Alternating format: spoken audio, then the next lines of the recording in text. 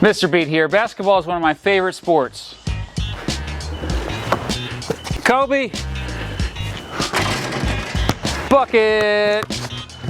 Hundreds of millions of human beings play this sport. Billions watch it. And yes, it brings in billions of dollars each year. Heck, the highest paid athletes in the world are basketball players. The National Basketball Association, or NBA, which is the top professional basketball league in the world, made $11.3 billion last year alone. That's one league, $11.3 billion. A billion is 1,000 million, and they made 11.3 of those 1,000 millions. Holy moly. You could find basketball fans in every country. Depending on how you look at it, it may be the third most popular or even second most popular sport in the world. And yet, it didn't even exist 135 years ago. And it began as something to just keep the kids busy indoors when it was too cold to go outside. Here's the story of how basketball went from a weird gym experiment to a global phenomenon, baby. Kobe. Bucket.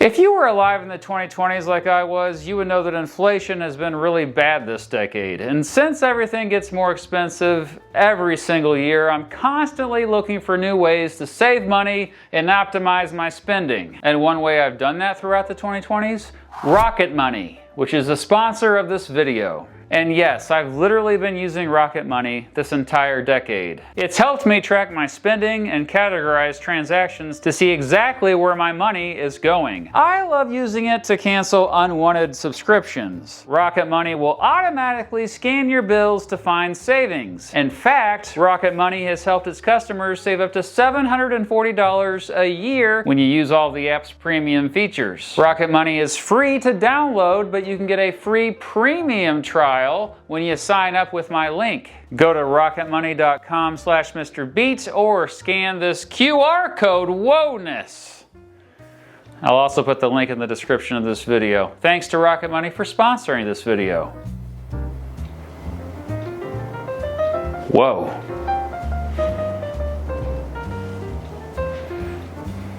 Wow.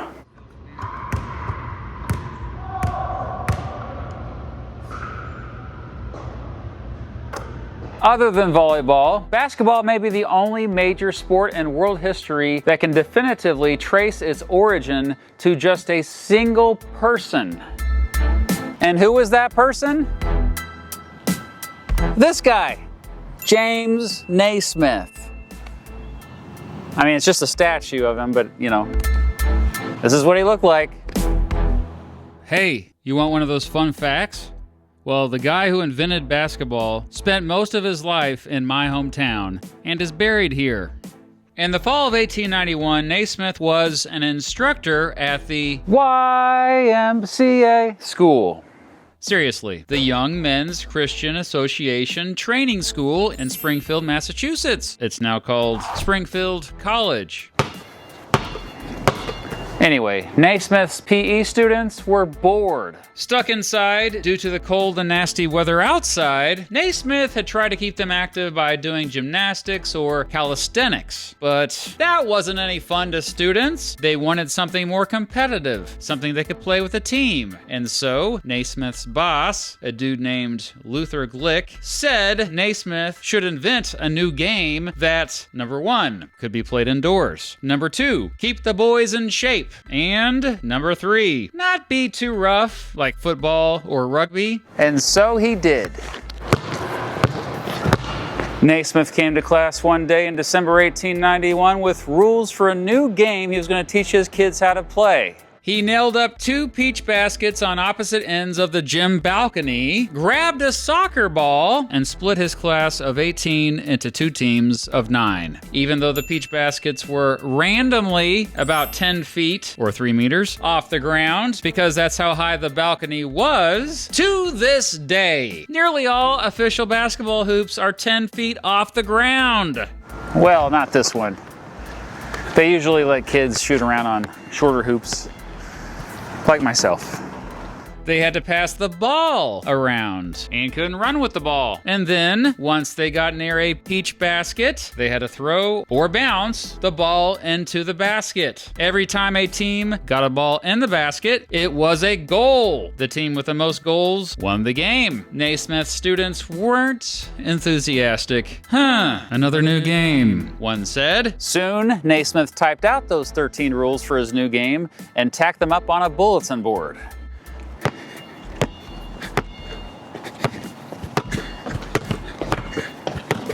We're now inside the DeBruce Center where the original rules of basketball, the exact copies that were on the bulletin board at that gymnasium at the Y in Springfield, Massachusetts that Dr. Naismith posted, they're actually in this building where I'm at right now.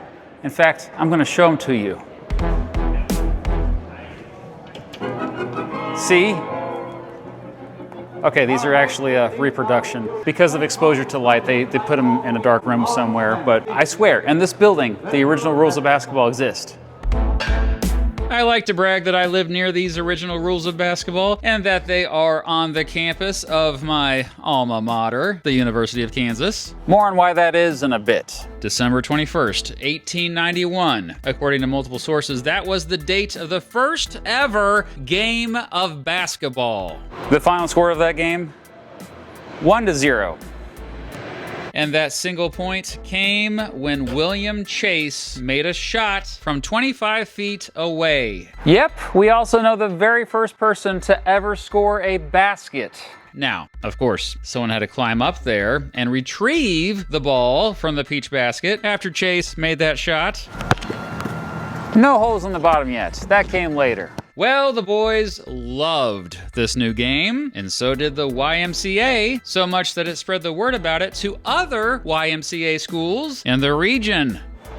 And the game wasn't just for the boys. After reading about Naismith's new game, a woman named Senda Berenson introduced it to her female students. Since she didn't have peach baskets, Berenson used waste baskets for the girls to shoot in. The first recorded women's basketball game took place on March 22nd, 1893. The players all wore bloomers, and no men were allowed to watch. Now, the game wasn't called basketball right away. When Naismith decided to publish the new game's rules in a local newspaper, he realized it didn't have an official name yet. Some of his students suggested he should name it after himself, Naismith Ball. Instead, he went with the name basketball. Since, you know, the goal was to get the ball in the basket. Kobe, make it rain. Next thing you know, Naismith's game was being played at YMCAs around the country. They even added holes to the bottom of the baskets. Still, compared to today, those early games were pretty chill and slow-paced. And because the YMCA was a worldwide organization, basketball soon quickly became a worldwide sport, too. In less than 2 years, it had reached France, China, and India. The first known game between two teams representing colleges went down on February 9th, 1895. Minnesota A&M, a college which later became part of the University of Minnesota, beat Hamline University 9-3. Then again, that was when basketball was still played under the rules that allowed 9 players to play on one team at a time. With the help of folks like Lambert Will, the rules evolved quite a bit in those early years. So yeah, those rules are outdated. Well, crap. The first known game between two college teams in which players each had 5 players playing at a time went down on January 18th, 1896 between the University of Chicago and University of Iowa. The first known, quote, professional basketball game, which means the players were basically actually getting paid to play, took place on November 7th, 1896 in Trenton, New Jersey. The players each earned the equivalent of around $578 in today's money for participating in the game. Around that time, James Naismith took a job here at the University of Kansas. Oh, the job had nothing to do with basketball. the university hired Naismith to be a chapel director / PE teacher. Duh! They paid him the equivalent of just over $50,000 a year in today's money. Cheapskates. Around the time Naismith first arrived at the university, which is in Lawrence, Kansas, by the way, basketball was considered a sissy game. Not even considered a real sport yet, but that didn't stop Naismith from teaching his new PE students how to play. And wouldn't you know it, they also loved it. Soon enough, Naismith started a campus league, and then the university let him pick the league's best players to form the school's first official team in 1898. They mainly just played YMCA teams. Naismith would often step in as the referee during these games. But then the university was like, hey, James, do you want to totally coach these guys? But then James was like, coach? These guys don't need to be coached. And soon enough, Naismith indeed became the University of Kansas basketball team's first official coach. And here's a crazy fact for you. Naismith was the only University of Kansas basketball coach in history to retire with a losing record. Let me rephrase that for you. The only person to ever coach basketball at the University of Kansas to have a losing record throughout his career was literally the guy who invented the sport. One of Naismith's players, though, went on to become one of the greatest basketball coaches of all time. In fact, he'd take Naismith's job and then go on to win 3 national championships and 24 conference championships over 39 seasons.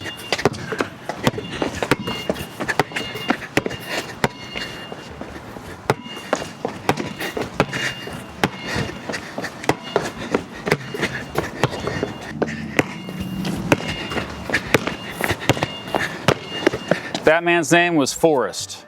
No, not Forrest Gump. Forrest Allen, aka Fog Allen. Yep, that's a statue of him, and today the University of Kansas basketball team plays at the historic arena behind me right now, Allen Fieldhouse, named after Fog Allen, yes. It's a special place for sure, even if you're not a KU basketball fan. It's the loudest college basketball arena in the country. Literally. The playing surface is named James Naismith Court, of course. And guess what that street's named? Oh, you can't see it here. Come on. That street right there. It's Naismith Drive. Very good. Extra credit for you. Fog Allen would go on to coach players who later became Hall of Fame coaches themselves. Okay, enough about KU. Do realize I only brought a lot of this stuff up because I'm biased. I went to the University of Kansas and have cheered on my Jayhawks many times at Allen Fieldhouse. Anyway, over the following years, the rules of the game continued to change. For example, for many years, basketball was played in cages and there was no out of bounds. Kobe. In 1906, organizers began replacing wooden baskets with metal hoops and nets like this, which you're probably more familiar with.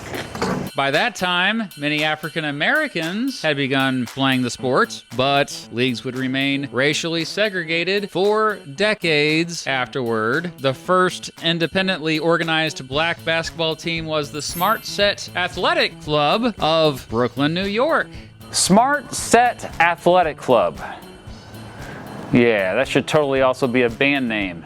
Also by that time, many realized they could make serious money off the game, and professional leagues popped up. Many came and went. The first ones were regional, with many cities having multiple teams. During World War I, the sport got introduced to a lot more people, as soldiers would play it during downtime. In 1926, a team popped up in the south side of Chicago that called themselves the Harlem Globetrotters. They started out as a serious competitive team before evolving into entertainers, and today have fully turned the sport into an art form. The most famous professional team of the 1920s, though, was the original Celtics, not to be confused with today's Boston Celtics. Nah, man, the original Celtics were based in New York, and they even played at Madison Square Garden. Take that, Knicks. But yeah, the original Celtics captured the attention of millions of Americans as they dominated nearly every game they played. In 1936, another notable team arrived on the scene, the All-American Redheads. Yeah, that was really their name. The All-American Redheads were the first professional women's basketball team, but they played by the men's rules and played against men's teams. They toured the country in a limousine at one point and apparently really dyed their hair red, unless it was naturally that color already. Jump ahead to 1946, and a group of arena owners created the Basketball Association of America, hoping to fill their arenas during hockey's offseason. 3 years later, the league merged with its rival, the National Basketball League, to form the aforementioned National Basketball Association, or NBA. The first NBA game went down on November 1st, 1946, between the Toronto Huskies and the New York Knickerbockers, a team that still exists that I mentioned earlier that we now just call the Knicks.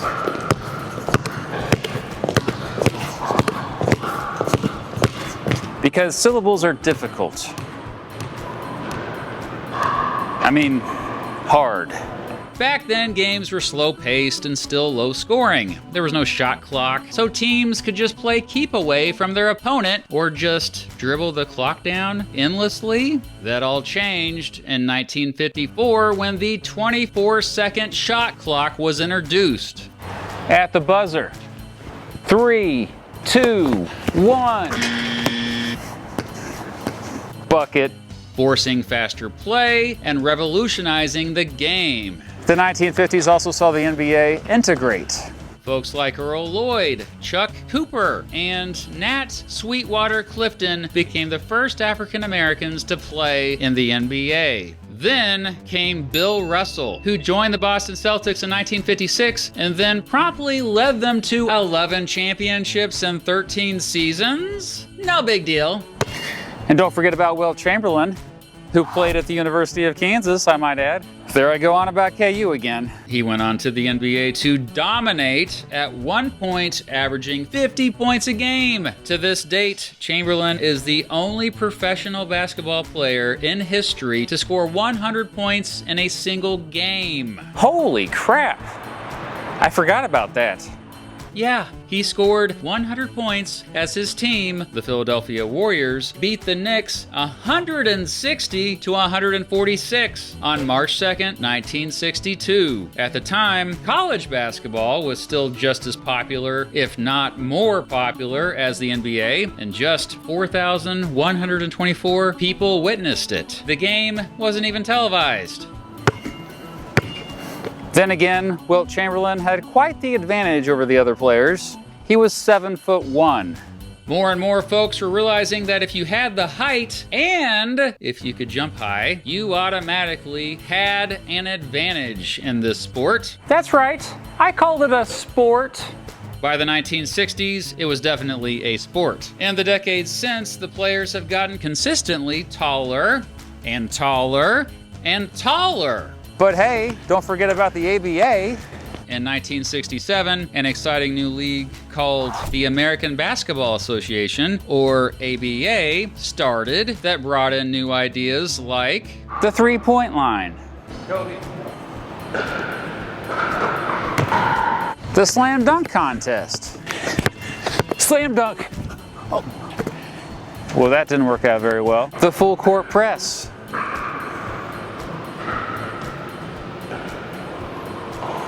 And the shoot-around before the game. The ABA was louder, faster, and frankly, more entertaining, and it gave us future legends like Julius Erving, aka Dr. J. By 1976, the ABA and NBA had merged, and indeed, the NBA absorbed the ABA's flair. After the NBA introduced the three-point line in 1979, teams began to completely change how they ran their offenses. In 1979, teams averaged fewer than 3 three-point attempts per game. By the mid-2010s, around 32 three-point attempts per game.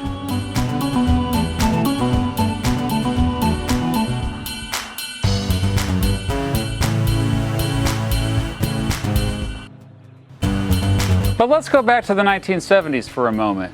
This might surprise you, but around the time the NBA introduced the three-point line, the league was struggling with poor ratings and a bad public image. And then came Larry Bird and Magic Johnson, baby. Their rivalry began in college and got reignited in the pros. Bird's Celtics and Magic's Lakers dominated, combining amazing star power and teamwork on the court and mad riz off the court. And then came Michael Jordan. Get your highlight reels rolling. Number 23's in the house.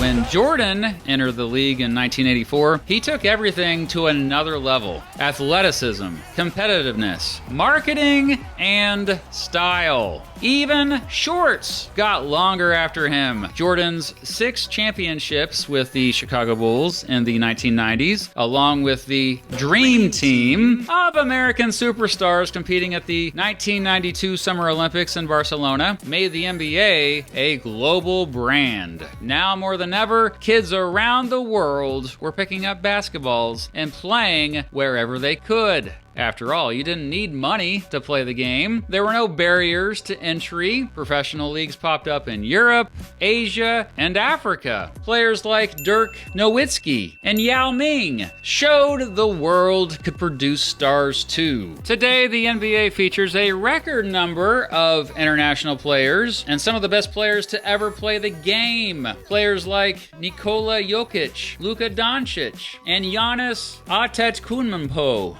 Okay, I struggle with that one. I usually just call him Giannis. We're all born outside of the United States. Today, basketball is played in pretty much every country in the world and watched by billions. And the game continues to evolve. Players like LeBron James are now billionaires and have saved the economies of entire cities. Players like Steph Curry have made the three-point shot more important than ever. There's also the WNBA, the most prominent women's professional league in the world, and it was the fastest growing brand in professional sports last year. And new forms of basketball, like 3x3, are now Olympic events. From a small gym in Springfield, Massachusetts, to the streets of Manila, from neighborhood parks to billion-dollar arenas, basketball's 134-year story is one of constant innovation and global connection. What started as a simple game to keep some students busy in the winter became a worldwide language, one that unites people of a diverse range of cultures and ethnicities. And all it took was a ball, 2 baskets, and a Canadian.